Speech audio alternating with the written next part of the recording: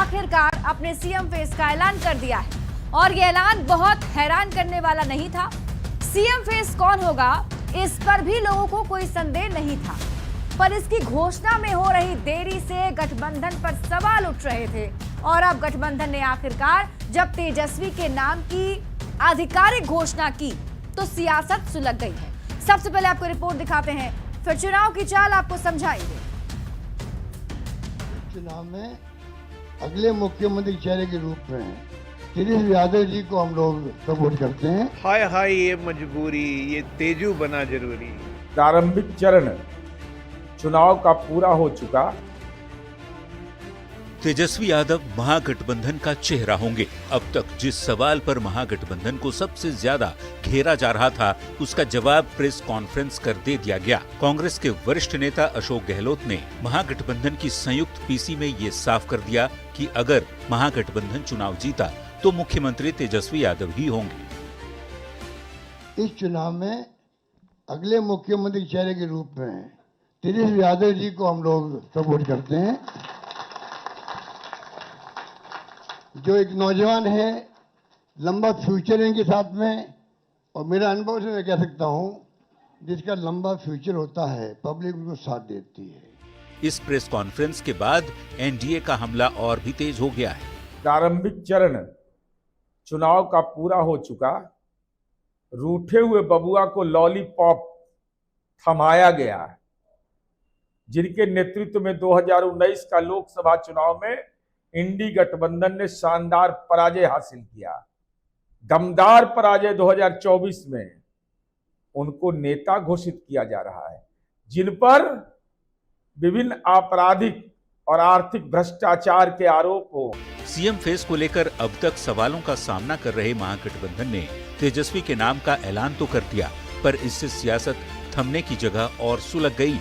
अब विरोधी कांग्रेस के स्टैंड और गठबंधन के कोऑर्डिनेशन को लेकर तंज कस रहे हैं। पटना से संवाददाता संजय कुमार, अमित कुमार और शैलेंद्र कुमार के साथ ब्यूरो रिपोर्ट, न्यूज़ 18।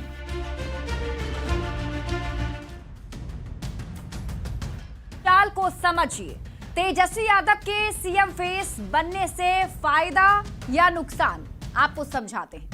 देखिए, राष्ट्रीय जनता दल के नेताओं की शुरू से ही ये चाहत रही है कि चुनाव से पहले महागठबंधन के अंदर सीएम फेस घोषित हो और तेजस्वी यादव को ही सीएम फेस बनाया जाए।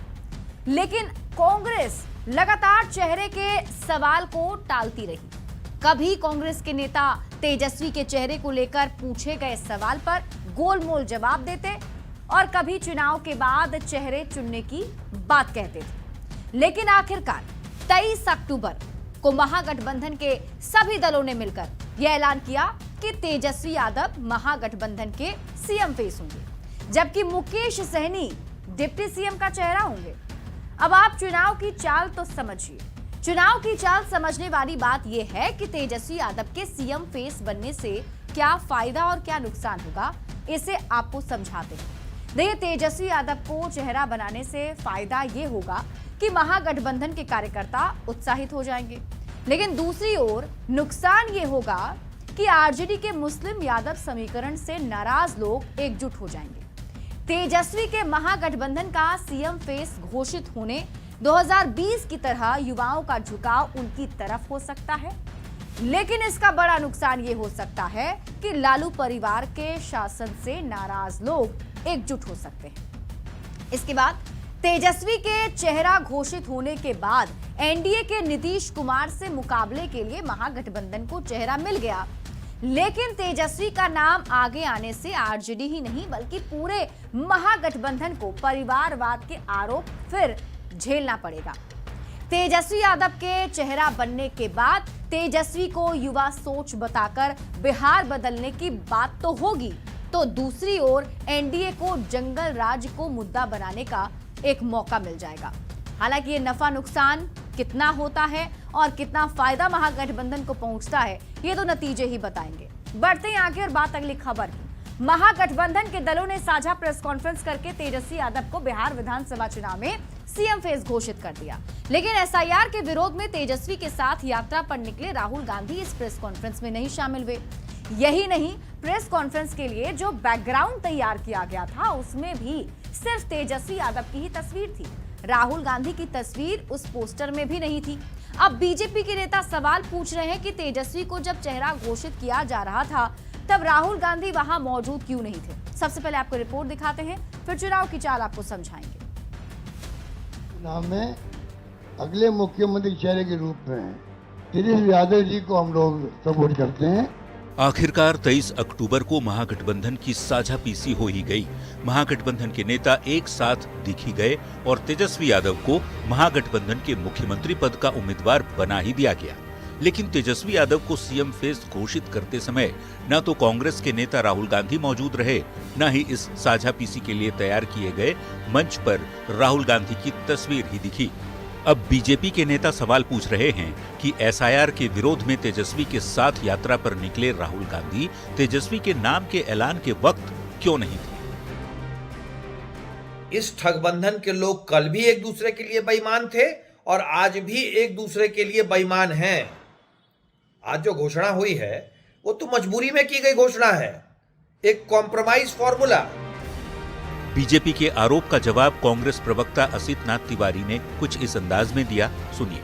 क्या ये जरूरी है कि पार्टी के हर कार्यक्रम के लिए राहुल गांधी जी ही पटना आए? किसी दूसरी पार्टी में भी ऐसा होता है क्या कि प्रदेश स्तर का कोई कार्यक्रम हो उसमें सारे राष्ट्रीय नेता वहां पहुंच जाए? इस प्रश्न का कोई मतलब ही नहीं है भाई। बिहार चुनाव की चर्चा शुरू होने से लेकर अब तक न जाने कितनी बार कांग्रेस नेताओं से ये सवाल हुआ कि क्या महागठबंधन का चेहरा तेजस्वी यादव होंगे। बिहार कांग्रेस के प्रभारी कृष्णा अल्लावरू ही नहीं, राहुल गांधी तक इस सवाल को गोल मोल घुमाते रहे। लेकिन आखिरकार पहले फेज के मतदान से चंद दिन पहले तेजस्वी यादव सीएम फेस घोषित कर दिए गए, लेकिन राहुल गांधी इस मौके पर मौजूद नहीं रहे। अब विरोधी आरोप लगा रहे हैं कि न चाहते हुए भी आरजेडी के दबाव में कांग्रेस को तेजस्वी का नेतृत्व स्वीकार करना पड़ा है। न्यूज 18 के लिए पटना से संजय कुमार और रवि एस नारायण के साथ ब्यूरो रिपोर्ट। और आइए अब आपको चुनाव की चाल समझाते हैं। देखिए, तेजस्वी यादव को सीएम फेस बताने राहुल गांधी क्यों नहीं आए, इसको समझने के पहले पूरे घटनाक्रम को समझना होगा। जल्दी से आपको बताते हैं कि क्या क्या हुआ। देखिए, 23 अक्टूबर 2025 यानी कि आज महागठबंधन की साझा पीसी हुई। तेजस्वी यादव को इसमें सीएम उम्मीदवार बनाया गया, लेकिन महागठबंधन के उस साझा प्रेस कॉन्फ्रेंस में शामिल होने राहुल गांधी नहीं पहुंचे थे। अब बीजेपी का कांग्रेस से सवाल है कि तेजस्वी यादव को सीएम फेस बताने के लिए राहुल गांधी बिहार क्यों नहीं आए। चुनाव की चाल तो समझिए। बीजेपी नेता कह रहे हैं कि मजबूरी में कांग्रेस ने तेजस्वी को सीएम फेस माना है। ये भी कह रहे हैं कि आरजेडी के दबाव में कांग्रेस ने फिर से घुटने टेक दिए। अब आपको चुनाव की चाल समझाते हैं। मजबूरी में तेजस्वी को चेहरा मानने की बात आखिर क्यों कही जा रही है। देखिए, अब तक कांग्रेस चेहरे के सवाल को टालती रही। राहुल गांधी ने भी तेजस्वी यादव पर पूछे गए सवाल को घुमा दिया था। फिर कांग्रेस के बिहार चुनाव प्रभारी कृष्णा अल्लावरू भी यही कहते रहे कि चुनाव हो जाएगा, उसके बाद चेहरा तय किया जाएगा। वोटिंग से कुछ दिनों पहले अब तेजस्वी यादव को चेहरा बताया गया है और तेजस्वी यादव के नाम के ऐलान के समय राहुल गांधी मौजूद नहीं थे। चुनाव की चाल तो समझिए।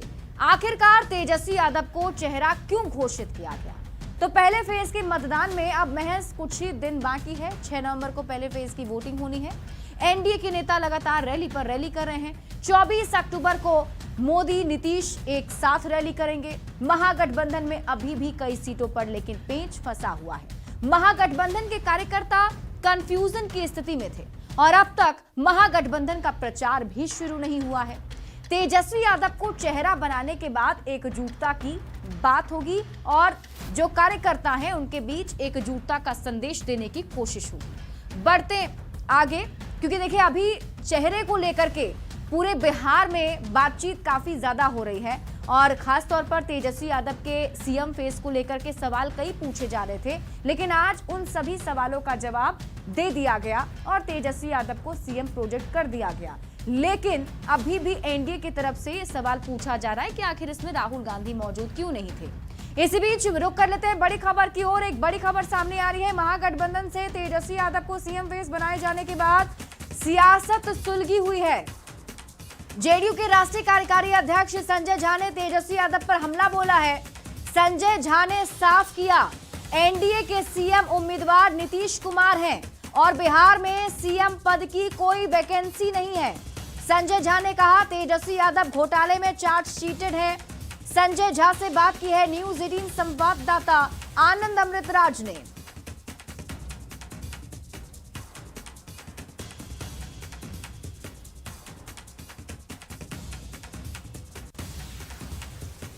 आज महागठबंधन ने तेजस्वी यादव को महागठबंधन का चेहरा घोषित कर दिया और उधर से बार बार चुनौती दी जा रही है कि भाई एनडीए के चेहरा कौन होंगे, इसकी घोषणा कीजिए। एक तो मुख्यमंत्री पद की कोई वैकेंसी है नहीं, और जहाँ तक हम लोगों का चेहरा का बात है तो नीतीश कुमार जी के चेहरे पे हम लोग चुनाव लड़ने के लिए जा रहे हैं। कौन चेहरा होगा तो चेहरा नीतीश कुमार है, वो तो बार बार हम लोग बोल रहे हैं। लेकिन इशू वो नहीं है, इशू वो है कि जिस पर भ्रष्टाचार का आरोप है, कोर्ट माना है कि रेलवे घोटाला में इनको कोर्ट में डेली जाके हाजिरी देनी है, और वो मुख्यमंत्री पद के दावेदार कांग्रेस उनको अनाउंस कर रहा है। कांग्रेस खुद भ्रष्टाचारी पार्टी है और परिवारवाद वाली पार्टी है। तो एक राष्ट्रीय परिवारवाद वाली पार्टी एक क्षेत्रीय परिवारवादी पार्टी को घोषित कर रहा है कि ये मुख्यमंत्री के दावेदार होंगे। महागठबंधन जमीन पे छितराया हुआ है, कोई अलायंस इनके बीच में नहीं है, एक दूसरे के खिलाफ लड़ रहे हैं। उनको चुनाव रिजल्ट मालूम है क्या होने वाला है, इसलिए कुछ भी अनाउंसमेंट कर रहे हैं और कुछ भी जा कर के बोल रहे हैं। जहाँ तक हम लोग जो घूम रहे हैं मुख्यमंत्री जी के साथ, बहुत बड़ा जन समर्थन एनडीए को मिल रहा है और मुझे लगता है कि ये लैंडस्लाइड विक्ट्री की तरफ ये चुनाव जा रहा है, जो हम लोग घूम करके देख रहे हैं। आप मुझे बताइए, अभी चुनाव तो शुरू ही हुआ है और ये लोग आपस में पोर्टफोलियो बांट रहे हैं, मंत्रिमंडल का बंटवारा करना शुरू कर दिए। मंत्रिमंडल इनका स्वार्थ से भरा हुआ पूरा अलायंस। इसमें सर एक महत्वपूर्ण बात ये भी हुई कि मुकेश सहनी को डिप्टी सीएम का चेहरा घोषित किया। वही मैं कह रहा हूँ कि अभी तो चुनाव का कैंपेन शुरू हुआ है, ये लोग मंत्रिमंडल का बंटवारा आपस में शुरू कर दिए, जो कभी होना नहीं है, जो कभी होना नहीं है इनको। तो इसलिए क्योंकि इनके बिहार के जनता से कोई मतलब नहीं है। तो ये था मतलब जेडीयू के राष्ट्रीय कार्यकारी अध्यक्ष संजय झा। कैमरामैन मनीष जुनेजा के साथ आनंद अमृतराज, न्यूज 18 नेटवर्क, पटना। बढ़ते हैं आगे और बात अगली खबर की। महागठबंधन ने मुकेश सहनी को डिप्टी सीएम का चेहरा घोषित कर दिया। अब बीजेपी के नेता सवाल खड़े कर रहे हैं कि 2.5% आबादी वाले मल्लाह जाति के मुकेश सहनी को डिप्टी सीएम का उम्मीदवार बना दिया, लेकिन क्या 18% वाला मुस्लिम समाज सिर्फ वोट बैंक बनने के लिए है? आपको रिपोर्ट दिखाते हैं, फिर चुनाव की चाल आपको समझाएंगे। संघर्ष करते हुए यहाँ तक पहुंचे हैं, वो उप मुख्यमंत्री होंगे साथी। आज 3% के लोग जो है डिप्टी सीएम बनने जा रहे हैं। 18% आबादी अर्थात मुस्लिम आबादी के लिए और कुछ नहीं हो सकता। डिप्टी सीएम एक अति पिछड़ा मल्लाह का बेटा मुकेश सहनी होंगे, तो ये हमारे खुशी का पल है। महागठबंधन के नेताओं ने प्रेस कॉन्फ्रेंस कर तेजस्वी यादव को सीएम फेस और मुकेश सहनी को डिप्टी सीएम का चेहरा घोषित कर दिया। इस ऐलान ने मुकेश सहनी की बाँछें खिला दी। 1 नंबर का कुर्सी पर तेजस्वी प्रसाद यादव जी मुख्यमंत्री के तौर पे रहेंगे और दूसरा अगर कुर्सी होगा तो डिप्टी सीएम एक अति पिछड़ा मल्लाह का बेटा मुकेश सहनी होंगे, तो ये हमारे खुशी का पल है। एक ओर महागठबंधन के इस ऐलान से मुकेश सहनी गदगद हैं, तो दूसरी ओर बीजेपी ने गंभीर सवाल खड़े कर दिए। क्या मुसलमानों की कोई अहमियत नहीं है बिहार में? क्या मुसलमानों की कोई राजनीतिक भागीदारी नहीं रहेगी बिहार के अंदर? क्योंकि 18% का मुसलमान जो पूरी तरह से आरजेडी का वोट बैंक माना जाता है, जिसने लगातार आरजेडी को सत्ता में पहुंचाने का काम किया, आज 3% के लोग जो है डिप्टी सीएम बनने जा रहे हैं। 18% से कम के लोग जो है सीएम बनने जा रहे हैं, अपने आप को घोषणा कर रहे हैं, लेकिन मुसलमान समाज की कोई भागीदारी नहीं। तो बीजेपी नेताओं का कहना है कि 2.5% आबादी वाले मल्लाह जाति के मुकेश सहनी को डिप्टी सीएम का उम्मीदवार बना दिया, लेकिन क्या 18% वाला मुस्लिम समाज सिर्फ वोट बैंक बनने के लिए है? अब मुस्लिम वर्ग के लोगों को सोचना है इस्लाम को मानने वाले लोगों को सोचना है कि ये 18% आबादी आखिर कब तक बंधुआ मजदूर बन के राष्ट्रीय जनता दल के साथ रहे। फिलहाल तो ये सवाल बीजेपी नेताओं ने खड़ा किया है, लेकिन चुनाव से पहले मुकेश सहनी को डिप्टी सीएम का उम्मीदवार बनाए जाने के बाद करीब 18% वाले मुस्लिम महागठबंधन से पूछ सकते हैं कि हमारा डिप्टी सीएम उम्मीदवार क्यों नहीं। आरजेडी के नेता मुसलमानों को अपना वोट बैंक मानते हैं, लेकिन जब पद देने की बारी आती है तो क्यों भूल जाते हैं। न्यूज 18 के लिए पटना से संजय कुमार, अमित कुमार और रवि एस नारायण के साथ ब्यूरो रिपोर्ट। और आइए अब चुनाव की चाल को समझते हैं। देखिए, महागठबंधन ने बिहार विधानसभा चुनाव को लेकर गठबंधन का सीएम और डिप्टी सीएम का फेस घोषित कर दिया है। तेजस्वी यादव सीएम फेस बनाए गए तो मुकेश सहनी को डिप्टी सीएम पद का उम्मीदवार बताया गया। वहीं यह भी कहा गया कि सरकार बनी तो एक और डिप्टी सीएम हो सकता है, लेकिन उसके नाम का ऐलान चुनाव के बाद होगा। ये सबको पता है कि तेजस्वी यादव जाति से आते हैं, जबकि मुकेश सहनी का निषाद या कहें कि वो मल्लाह जाति से संबंध रखते हैं। अब महागठबंधन के इस ऐलान पर बीजेपी और AIMIM के नेता सवाल उठा रहे हैं। इनका सवाल ये है कि 2.6% आबादी वाले मुकेश सहनी को डिप्टी सीएम का चेहरा बनाया गया, तो फिर 18% मुसलमानों को इसमें हिस्सेदारी क्यों नहीं। अब ये जान लीजिए कि किसकी कितनी आबादी है। तो जातिगत गणना के आंकड़ों के अनुसार बिहार में यादव जाति की आबादी 14.27% है। मल्लाह यानी निषाद समाज के लोगों की आबादी 2.6% है, जबकि मुसलमानों की आबादी 17.7% यानी करीब 18% है। अब आप चुनाव की चाल तो समझिए। आरजेडी को MY समीकरण वाली पार्टी माना जाता है। MY मतलब मुसलमान और यादव। मुसलमानों को आरजेडी का एक बेस वोट माना जाता है। ये कहा जाता है कि ये वोट बैंक बिल्कुल आरजेडी से ही जुड़ा रहता है। यादव के साथ मिलकर मुसलमान आरजेडी को मजबूत करते हैं। अब AIMIM के नेता ये सवाल पूछ रहे हैं कि बिहार के 18% मुसलमानों की हिस्सेदारी कहां है। क्या मुसलमान सिर्फ कांग्रेस आरजेडी को वोट देने के लिए हैं? मुसलमानों का वोट लेते हैं, लीडरशिप क्यों नहीं देते हैं? सवाल ये भी पूछा जा रहा है, क्यों नहीं किसी मुसलमान को डिप्टी सीएम का फेस बनाया गया। अब इस पूरे सवाल जवाब को लेकर बिहार की राजनीति गर्मा गई है। बढ़ते आगे और बात अगली खबर की। जीविका दीदियों के लिए तेजस्वी यादव के बड़े वादे पर अब सियासत शुरू हो गई है। सीएम नीतीश कुमार ने एक्स पर पोस्ट करके जीविका दीदियों की कामयाबी की कहानी बताकर तेजस्वी यादव को करारा जवाब दे दिया है। सबसे पहले आपको रिपोर्ट दिखाते हैं तो चुनाव की चाल आपको समझाएंगे।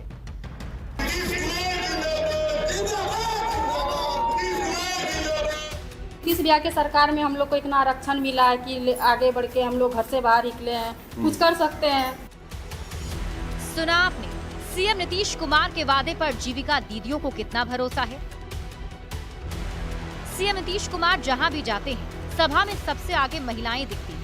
वो महिलाएं जिनके चेहरे पर खुशियां और भरपूर आत्मविश्वास है।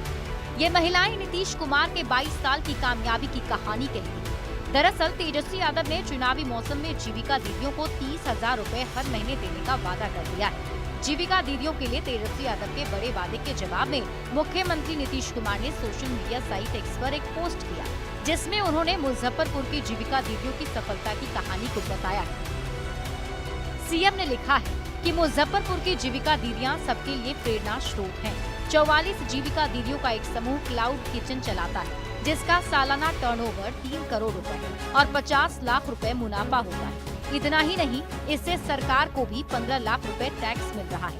सीएम ने लिखा है कि जीविका दीदियों के नाम पर ये लोग परिवार की आजीविका तलाश रहे हैं और आधी आबादी के लिए चांद तारे तोड़ लाने की बात कर रहे हैं। बिहार की जनता ने इन लोगों को भी मौका दिया था, लेकिन इनका ध्यान जनता की सेवा से ज्यादा मेवा खाने पर लगा था।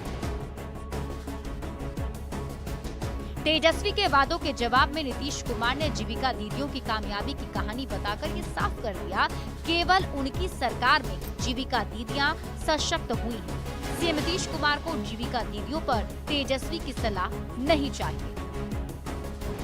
न्यूज 18 के लिए मुजफ्फरपुर से प्रियांक सौरभ के साथ भागलपुर से विकास कुमार की रिपोर्ट। और इसी के साथ इस बुलेटिन में अभी के लिए बस इतना ही। आप देखते रहिए न्यूज़ 18 बिहार झारखंड।